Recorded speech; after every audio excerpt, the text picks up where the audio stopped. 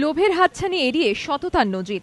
একদিকে যখন শহরে বিভিন্ন জায়গায় ট্যাক্সি দৌরাত্ম্যের অভিযোগ, তারই মধ্যে যাত্রীর নগদ টাকা ও মূল্যবান জিনিসপত্র ফিরিয়ে চূড়ান্ত সততার পরিচয় দিলেন এই শহরেরই এক ট্যাক্সি চালক লক্ষিন্দর রায়।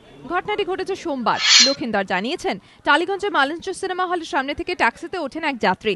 হাওড়া স্টেশনে ওই যাত্রী নেমে গেলেও তাড়াহুড়োয় ফেলে যান ল্যাপটপ, মোবাইল, নগদ টাকা সমেত লক্ষাধিক টাকার জিনিস। পরে তা লক্ষিন্দরের চোখে পড়ে। মঙ্গলবার লক্ষিন্দর ওইসব জিনিস জমা দেন ট্যাক্সির মালিক শৈলেন্দ্র সিংহের কাছে। শৈলেন্দ্র জানিয়েছেন, ব্যাগের ভেতর মেলে বাবু মুখোপাধ্যায় নামে এক বেসরকারি সংস্থার কর্মীর আই কার্ড। বুধবার মোবাইল, ল্যাপটপ ও নগদ টাকা ভবানীপুর থানায় জমা দেন শৈলেন্দ্র।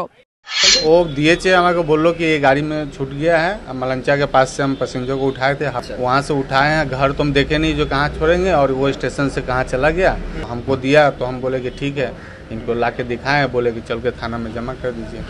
ভবানীপুর থানার পুলিশ বাবু মুখোপাধ্যায় নামে ওই ব্যক্তির সঙ্গে যোগাযোগ করেছে। তাকে উপযুক্ত প্রমাণ দিয়ে থানা থেকে জিনিসগুলি নিয়ে যেতে বলেছে পুলিশ।